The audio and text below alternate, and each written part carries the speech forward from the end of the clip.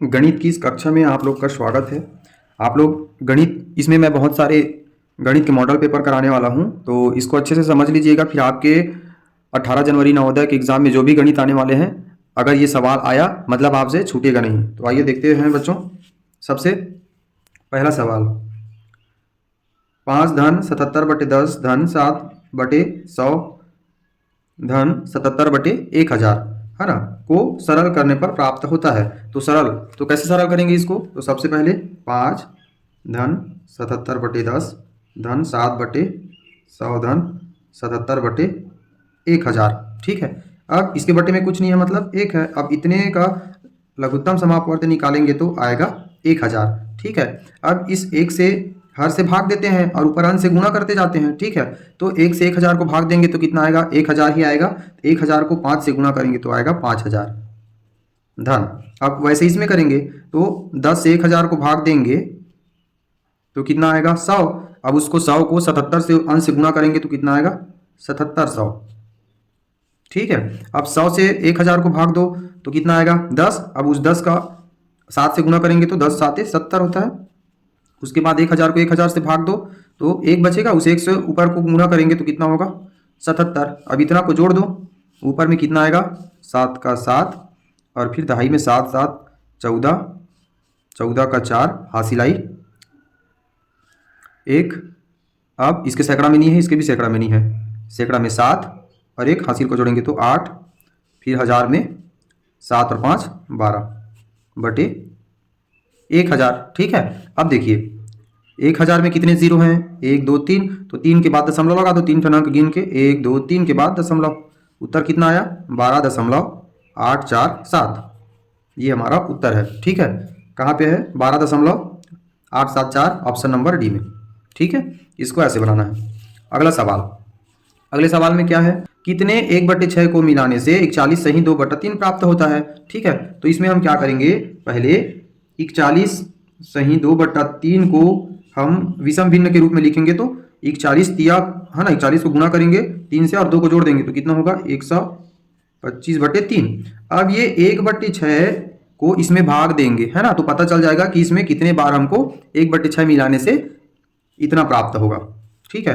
तो 125/3 है ना, भागित 1/6। अब इसको हम भाग कैसे करेंगे? तो आप लोगों को पता है भाग करने के लिए क्या किया जाता है? 125/3। अब ये भाग है, उसको गुणा में बदलेंगे तो ये हर अंश में चला जाएगा और अंश हर में आ जाएगा। तो क्या हो जाएगा? 6/1। अब भाग कर दो, 3 एकम 3, 3 दूना 6। ऊपर में क्या बचा? 125 गुना 2, 2 पंचे 10, 2 दूनी 4, 2 पंचे 10 का शून्य हासिल 1, 2 दूनी 4 और 1 5 और 2 एकम 2, 250 हमारा उत्तर, ठीक है। सी 250 क्या हो गया? हमारा उत्तर हो गया। अगला सवाल, अगले सवाल में क्या दिया है? 7 अंकों की बड़ी से बड़ी संख्या तथा 8 अंकों की सबसे छोटी संख्या का योगफल ज्ञात करना है, ठीक है। तो सबसे पहले 7 अंकों की बड़ी संख्या मतलब 7 बार 9, 1 2 3 4 5 6 7, ठीक। 7 अंकों की बड़ी से बड़ी संख्या हमारी हो गई। अब उसके बाद 8 अंकों की सबसे छोटी संख्या, तो 8 अंकों की सबसे छोटी संख्या मतलब 1 के साथ क्या करेंगे? 1, फिर 7 जीरो कर देंगे, 2 3 4 5 6 7। अब इन दोनों का क्या बोला जा रहा है? योगफल बोला जा रहा है, मतलब इन दोनों को जोड़ देना है आपस में, ठीक है। तो क्या आएगा उत्तर? इसको ऐसे लिख लीजिए,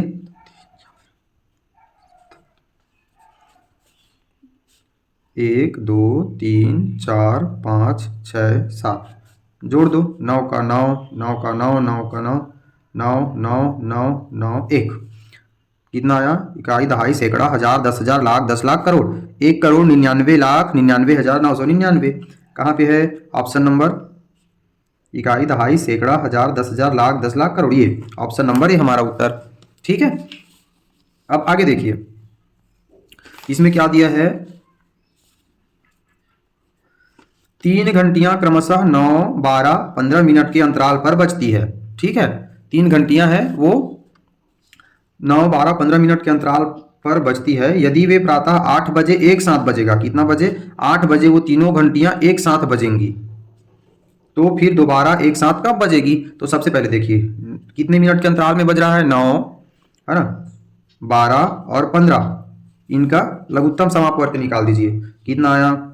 9 तो नहीं जाएगा, 2 छक्के 12, 15 भी नहीं जाएगा, 9 नहीं जाएगा, 2 तिया 6, 15 भी नहीं जाएगा। अब 3 से 3 तिया 9, 3 एकम 3, 3 पंचे 15। अब 3 से 3 एकम 3, 5 नहीं जाएगा। अब 5 एकम 5 क्या आया, 5 तिया 15, 15 तिया 45, 45 दूनी 90, 90 दूनी 180। 180 मिनट बाद फिर से बजेगी, दोनों एक साथ है ना, तीनों एक साथ, तो 180 यहाँ मिनट में है। अब हमको बजे में निकालना है ना, घंटों में, तो इसको घंटा में बदलेंगे, मिनट को तो 60 से भाग दे दीजिए, 60 मिनट का 1 घंटा होता है, तो शून्य का शून्य कैंसल, 6 एकम 6, 6 तिया 18, तो 3 घंटा बाद बजेगी। तो अभी बजा था कितना बजे, 8 बजे, अब इसमें 3 घंटा बाद फिर से बजेगी, है ना, तो कितना बजेगा, 8 और 3 11 बजे फिर से एक साथ बजेगी वो तीनों घंटियां। ठीक है, कितना बजे बजेंगी, प्रातः 11 बजे। ठीक है, अब आगे, हाँ, सबसे छोटी विषम अभाज्य संख्या तथा 2 अंकों की सबसे बड़ी अभाज्य संख्या का योगफल।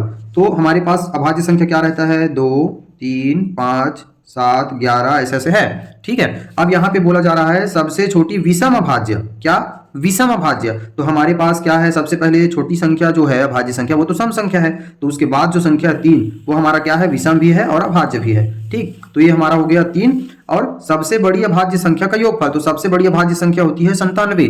ठीक है, 97 के बाद 98 भाज्य संख्या है, फिर 100 तो 3 अंकों का हो जाएगा, है ना, इसीलिए तो सबसे बड़ी अभाज्य संख्या 2 अंकों की है 97, और उसमें विषम अभाज्य संख्या जो सबसे छोटी विषम अभाज्य संख्या उसका योगफल, तो इन दोनों को जोड़ देंगे, तो जोड़ दीजिए, 7 3 10 का 0 हासिल 1, 9 और 1 10, तो हमारा उत्तर क्या हो गया, 100।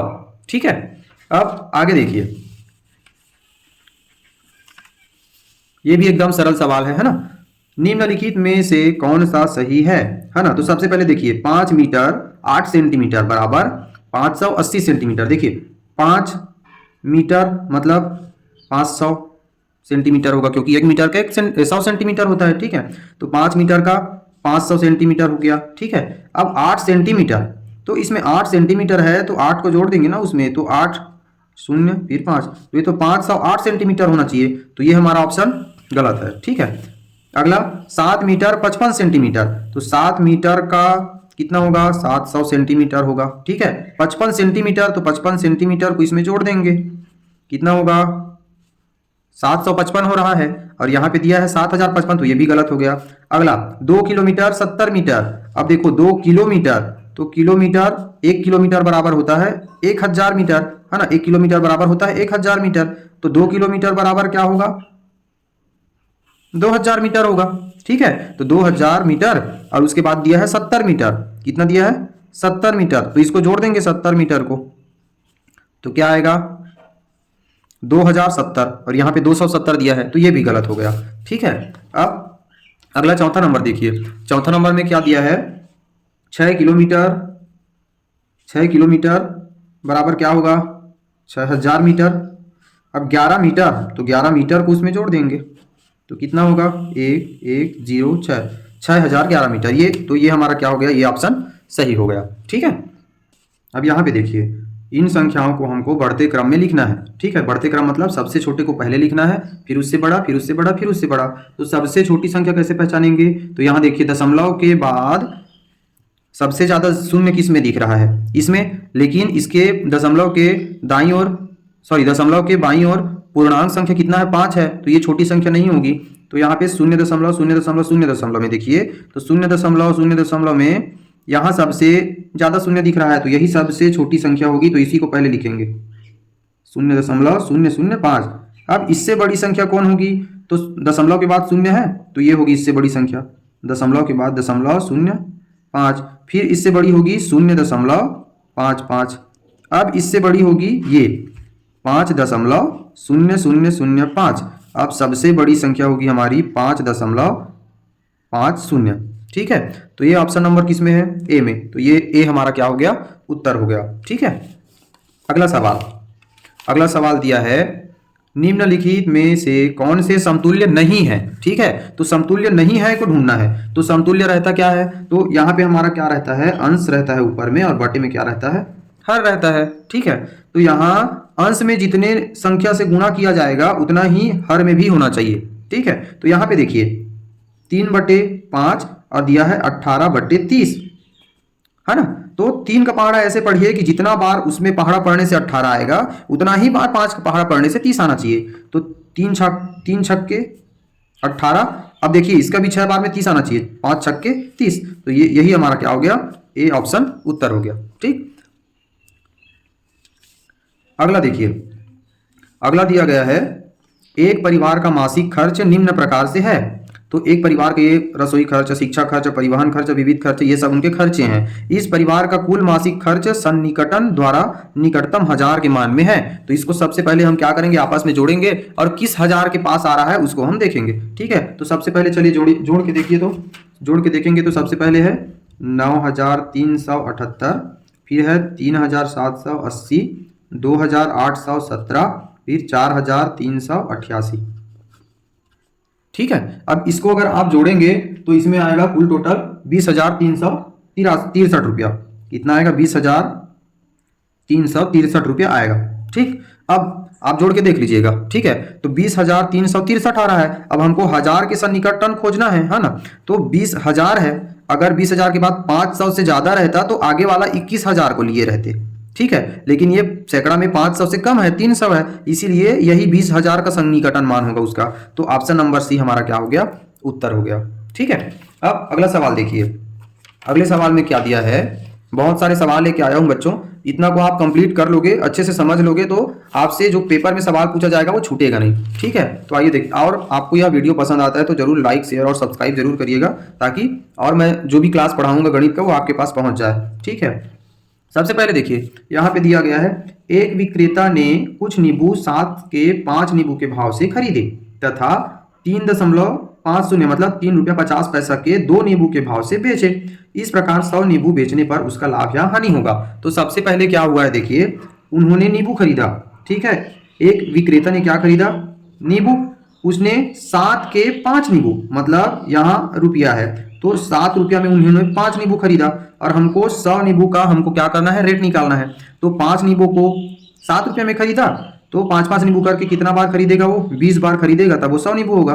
तो गुना करके देखिए, 20 पंचे 100 नींबू। ठीक है, अब जैसे 20 पंचे 100 हुआ है ना, तो 20 बार वो 7-7 रुपया देगा, तो इसको गुना करेंगे तो है ना, 20 7 140, मतलब वो 100 नींबू कितना रुपया में खरीदा, 40 रुपया में खरीदा। अब वो कह रहा है कि उसको जब वो बेच रहा था तो प्रति 2 नींबू को, है ना, प्रति 2 नींबू को उन्होंने कितना रुपया में बेचा, 3 रुपया 50 पैसा में। ठीक है, तो वैसे ही 2 नींबू कितना बार बेचेगा, 50 बार बेचेगा, तब 100 नींबू बेचाएगा, है ना। तो 50 बार 2 नींबू बेचेगा वो, तो 50 बार इनको 3 रुपया 50 पैसा मिलेगा। तो इसको आपस में गुना करेंगे तो कितना आएगा, चलिए गुना करके देख लीजिए। शून्य का 0 0 0, फिर 5 शून्य 0, 5 पंचे 25 का 5 हासिल 2, 5 दिया 15 और 2 17। इसका योग कर देंगे तो 0 0 5 7 1। कितने अंकों के बाद दशमलव है, 2 अंकों के बाद, मतलब उसको 175 रुपया मिला बेचने पर। 100 नींबू को बेचने पर उनको कितना रुपया मिला, 175 रुपया। खरीदा था तो कितना पड़ा था उसको, 140 रुपया, और बेचा तो कितना मिला, 175 रुपया। तो ज्यादा में बेच रहा है तो लाभ हो रहा है ना। तो इस 175 रुपया में इस 140 रुपया को कम करेंगे तो कितना रुपया का ज्यादा हो रहा है उसके पास, 5 का 5, 4 7 में 4 घटाओगे तो 3, 1 का 1 0, तो उसको 35 रुपया ज्यादा मिल रहा है, मतलब उसको 35 रुपया का लाभ हो रहा है। ठीक है, तो उसको 35 रुपया का लाभ हो रहा है, तो बी ऑप्शन हमारा सही उत्तर हो जाएगा। ठीक है, अब आगे देखिए, आगे कहा जा रहा है 80 तथा 90 के बीच सभी अभाज्य संख्याओं का गुणनफल है। ठीक है, तो 80 तथा 90 के बीच, 80 तथा 90 के बीच कौन कौन सी अभाज्य संख्या है, 80 तथा 90 के बीच में मात्र बच्चों 2 अभाज्य संख्या है, 83 और 89। ठीक है, तो 83 और 89 2 अभाज्य संख्या है। अब उन दोनों के बीच में आपस में क्या करना है, गुणनफल निकालना है। गुणनफल निकालने के लिए कहा जा रहा है, इसलिए हमको गुणनफल निकाल के दिखाना है। तो इसका गुणनफल निकालेंगे तो, है ना, 9 तिया 27 का 7 हासिल 2, 9 8 72 और 2 74, 8 तिया 24, फिर 2 8 8 64 और 2 66, 7 का 7 4 4 8, 7 6 13, 1 6 1 7, 7387। ये हमारा क्या हो गया, उत्तर हो गया। ठीक है, 5 सही 2/3 ऋण 2 सही 5/6 ऋण 3 सही 1/12 को सरलतम करने पर प्राप्त होता है। देखिए इसको विषम भिन्न में बदलते चलिए। 5 दिया 15 और 2 17/3 ऋण 6 दूनी 12 5 17/6 12 तिया 36 और 1 37/12। ठीक है, अब इन तीनों का लघुत्तम निकालेंगे तो कितना आएगा 12 आएगा। ठीक है, अब ऐसे लाइन से हर से भाग देंगे और अंश से गुना करते जाएंगे। तो 3 से भाग दो 12 को, तो 3 चौके 12, उस 4 का ऊपर में 17 के साथ गुना करेंगे तो 17 चौक 68। ठीक है, ऋण फिर 6 का भाग दो 6 दूनी 12, उस 2 का ऊपर गुना करेंगे तो 17 दूनी 34 ऋण फिर 12 से 12 को भाग देंगे तो कितना आएगा 1, उस 1 का गुणा करेंगे ऊपर तो 37 का 37। अब ये दोनों माइनस में है और ये प्लस में है तो इन दोनों को आपस में जोड़ देंगे, फिर इसमें घटा देंगे। तो चलो इसमें पहले आपस में जोड़ दो इसको, 7 4 11 का 1 हासिल 1 3 3 6 और 1 7। अब इसमें 68 में घटा देंगे उसको, है ना 71 बड़ा है तो सबसे पहले बड़े से छोटे को घटाते हैं। तो 71 में 68 को घटा दीजिए पहले, है ना। तो 11 कटेगा नहीं, हासिल 11 11 में 8 गया 3, उसके बाद 6 का 6। ठीक है, तो यहाँ पे क्या आया उत्तर 3 आया, बटे में क्या है 12। अब इसको ध्यान से देखिए, बड़े में जो चिन्ह रहता है उसी को उत्तर में लगाते हैं। तो यहाँ बड़े कौन है, बड़ा 71 बड़ा है तो 71 किस में है, माइनस में है, तो यहाँ पे क्या आ जाएगा उत्तर में माइनस आ जाएगा। तो हमारा उत्तर क्या हो गया ऋण 3/12। अब ऋण 3/12 कहाँ पे है, हाँ ये सही के रूप में इसको लिख लेंगे तो क्या आएगा, सही के रूप में लिखेंगे तो 3 एकम 3, सरल कर दीजिए 3 एकम 3 और 3 चौके 12, ऋण का ऋण, तो ऋण 1/4। तो ऋण 1/4 हमारा क्या हो गया, उत्तर हो गया। ऑप्शन के हिसाब से आपको और सरल करते जाना है। तो यहाँ 3/12 हमको प्राप्त हुआ था, लेकिन 3/12 कहीं पे दिया नहीं है, तो इसको और सरल कर सकते हैं काट के। तो 3 एकम 3 और 3 चौके 12, ऋण का ऋण, तो ऋण 1/4 हमारा क्या हो गया, उत्तर हो गया। ठीक है, अगला सवाल दिया गया है 1.3 मीटर भुजा वाली 4 वर्गाकार मेजों को किनारे से किनारा मिलाकर इस प्रकार रखा गया कि एक बड़ी आयताकार मेज प्राप्त हुई, है ना। इस बड़ी मेज का परिमाप ज्ञात कीजिए। सबसे पहले 1.3 मीटर भुजा वाली वर्गाकार, 4 वर्गाकार क्या है, 4 वर्गाकार है, 1 2 3 4, ये वर्गाकार है। कितना मीटर भुजा वाली 1.3, 1.3, ये भी 1.3, ये सब भुजा का सभी, इस वर्ग का सभी भुजा क्या है 1.3 मीटर है।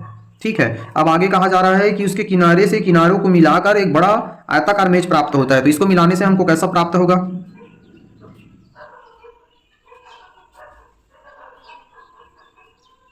ये ठीक है, ये हमको एक बड़ा आयताकार हमको एक मेज प्राप्त होता है।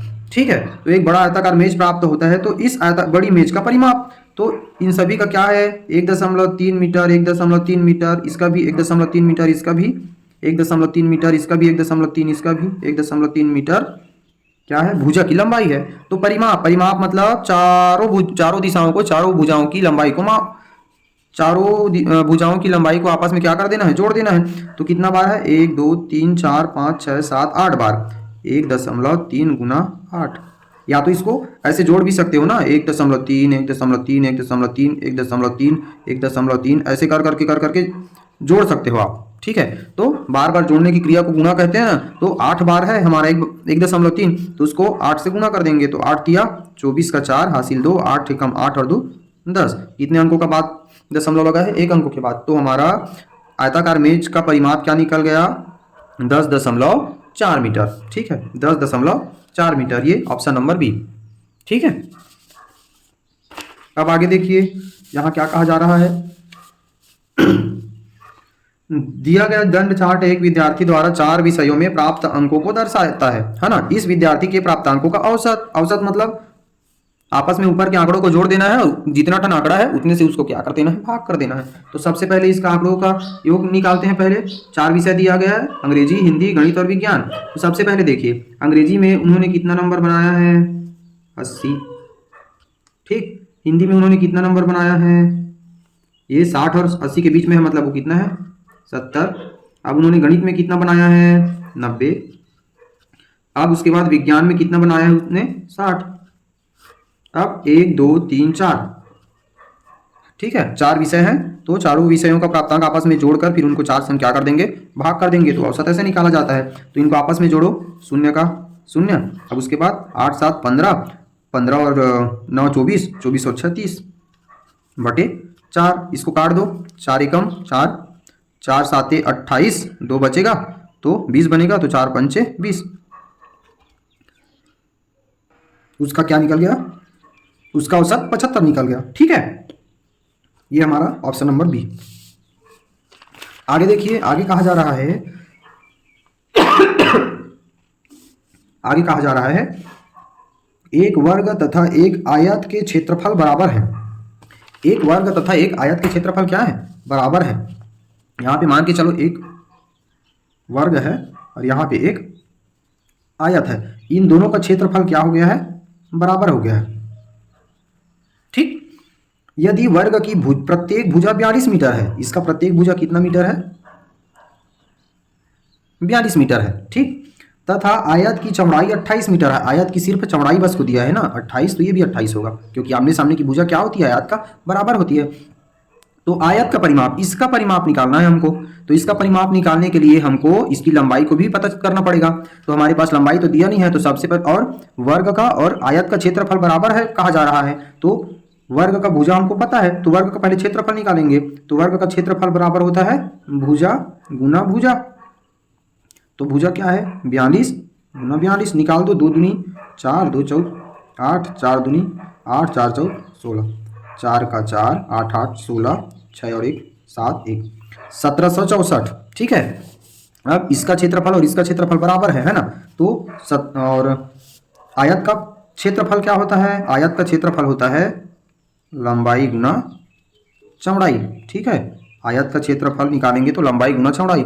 तो वर्ग का क्षेत्रफल और आयत का क्षेत्रफल बराबर है, तो इसके क्षेत्रफल को यहाँ रख सकते हैं, 1764 बराबर लंबाई हमको दिया है क्या, नहीं दिया है, तो गुना चौड़ाई दिया है ना 28। अब इसको हम पक्षांतर करेंगे, है ना, पक्षांतर करेंगे तो इसका पक्षांतर करेंगे तो ये गुना में वो क्या आ जाएगा, भाग में आ जाएगा। ठीक, क्या हो जाएगा, भाग में आ जाएगा, लंबाई से निकल जाएगा। तो 28 का हम इससे भाग देंगे, अगर 1764 को 28 से भाग देंगे तो यहाँ पे आएगा 63। आप लोग भाग करके आराम से देखना। ठीक है, तो इसका लंबाई क्या निकल जाएगा हमारा, क्या आ जाएगा, लंबाई बराबर 63 मीटर। ठीक है, 63 मीटर। अब इसकी लंबाई भी ज्ञात हो गई और इसकी चौड़ाई भी ज्ञात हो गई। तो इसका परिमाप निकालना है, तो परिमाप निकालने के लिए आपस में सभी भुजाओं को क्या कर देते हैं, सभी भुजाओं की लंबाई को जोड़ देते हैं। तो 63 63, 28 28, आपस में जोड़ दो, 8 8 16, 16 3 19, 19 3 22, 22 का 2 हासिल आई, 2 6 6 12, 2 14, 2 16 और 2 18। आयत का परिमाप कितना निकला, 182 मीटर। 182 मीटर कहाँ पे है, ये ऑप्शन नंबर डी हमारा उत्तर हो गया। ठीक है, अब देखिए यहाँ पे एक सवाल दिया गया है, एक प्रतिवर्ती कोण की माप होती है। तो प्रतिवर्ती कोण किसे कहते हैं, तो सबसे पहले आप जान लीजिए, एक सरल रेखा जो होती है, एक सरल रेखा जो होता है ना, वो 180 अंश का होता है, 180 अंश का, उसको क्या बोलते हैं, अधिक कोण बोलते हैं। क्या बोलते हैं, अधिक कोण। ठीक, और जो अंश 90 अंश से कम रहता है, जो कोण 90 अंश से कम रहता है उसको बोलते हैं न्यून कोण, और जो हमारा सीधा सीधा 90 अंश का रहता है, जो 90 अंश का रहता है उसको बोलते हैं समकोण। ठीक है, और जो कोण 90 और 180 से छोटा रहता है, 90 अंश से ज्यादा और 180 अंश से छोटा, मान के चलो 120 अंश, इसको बोलते हैं अधिक कोण। क्या बोलते हैं, अधिक कोण।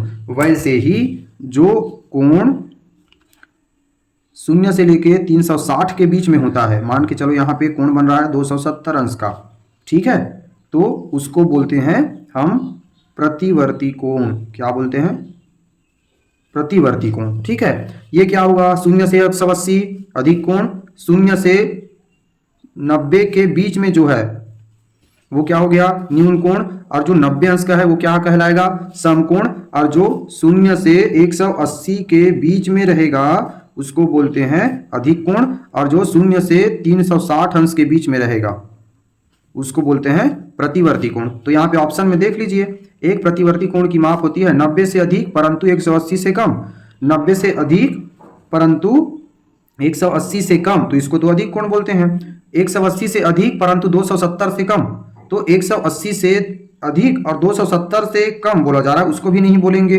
प्रतिवर्ती कोण। 180 से अधिक परंतु 360 अंश, ये है प्रतिवर्ती कोण। और 90 से कम को तो न्यून कोण कहते हैं, ठीक है। तो 180 से अधिक परंतु 360 से कम हमारा क्या होता है, प्रतिवर्ती कोण होता है, ठीक है। अब आगे देखिए, इसका ऑप्शन नंबर कौन हमारा सही होगा, ऑप्शन नंबर सी। संख्या 7/13 को 25/26 में से घटाने पर प्राप्त होता है। 7/13 को घटाना है किसमें से, 25/26 में से घटाना है 7/13 को, ठीक है। तो दोनों का लॉसा निकालेंगे तो क्या आएगा, 26 में 26 का भाग देंगे, 1 बचेगा, तो 1 को 25 में गुणा करेंगे तो 25 ऋण 13 से 13 दूनी 26, अब उस 2 को ऊपर में गुणा कर देंगे तो 7 दूनी 14। अब 25 में 14 को घटाएंगे तो कितना बचेगा, 11। 5 में 4 घटाओ 1, 2 में 1 घटाओ 1/26। अब किसी संख्या से अगर कटेगा तो ठीक है, नहीं कटेगा तो 11/26 हमारा उत्तर, ठीक है। अब देखिए, एक टीवी को 16,920 रुपया में बेचने पर एक डीलर को 1,080 की हानि होती है ना। वह इस टीवी को कितने में बेचे कि 1,080 रुपया लाभ हो। सबसे पहले देखो, अगर वो 16,920 रुपया में बेचता है तो उसको कितना का हानि हो रहा है, 1,080, मतलब 1,080 रुपये उसको कम मिल रहा है। तो खरीदा कितना में था, तो 1,080 को उसमें मिला दो, जोड़ दो, तो पता चल जाएगा कितना में खरीदा था। 0, 8, 2, 10, 9 और 1, 10, 6 और 7 और 1, 8, 1, मतलब वो कितना में खरीदा था, 8,000 में खरीदा था वो, ठीक है। 8,000 में खरीदा था, है ना। 16,920 रुपये में बेचेगा तो 1,080 रुपया हानि हो रहा है, मतलब वो 18,000 में खरीदा था। अब वह इस टीवी को कितने में बेचे कि 1,080 रुपया का लाभ हो। अब वो लाभ 18,000 में लिया है, अब कितना में बेचेगा तो 1,080 रुपया का लाभ होगा, तो इसको 18,000 में क्या करेंगे, जोड़ देंगे 1,080 को। 0, 8, 0, 8 और 1, 9, 1। उसको अगर वो 19,080 रुपया में बेचेगा तब उसको 1,080 रुपया का क्या होगा, लाभ होगा। तो ऑप्शन नंबर बी हमारा उत्तर हुआ।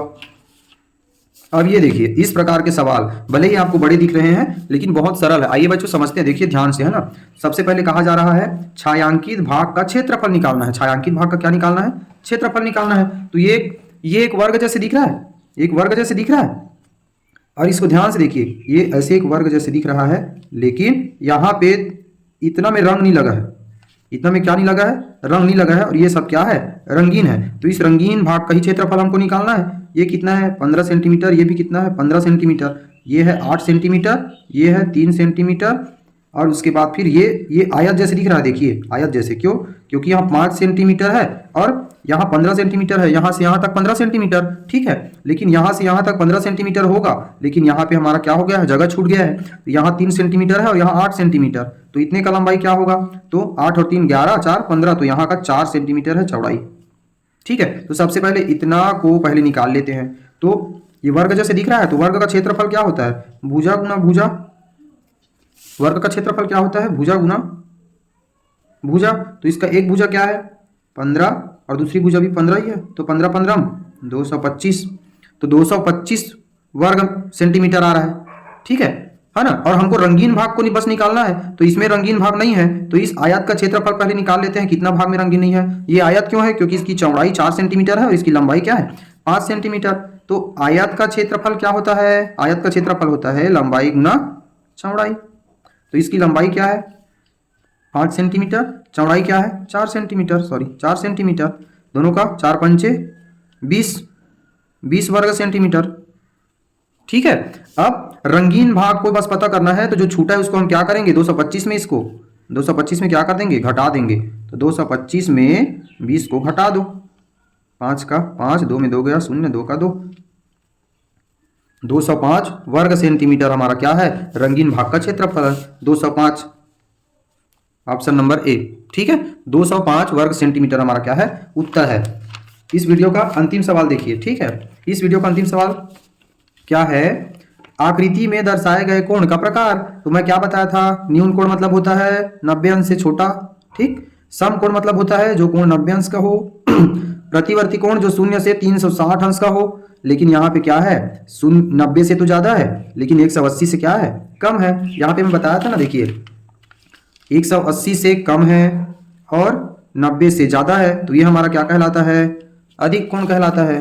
तो ये हमारा क्या हो गया, अधिक कोण हो गया, देखने से पता चल रहा है। ठीक है, इस वीडियो में बस इतना ही बच्चों, 60 सवाल मैंने हल कराए हैं। इसको अगर अच्छे से आप समझ गए होंगे तो इससे संबंधित कोई भी सवाल आएगा तो आप फटाफट बना सकते हैं। ठीक है, मेरा यह वीडियो या मेरी मेहनत आपको पसंद आया हो तो लाइक शेयर सब्सक्राइब जरूर करिएगा। धन्यवाद।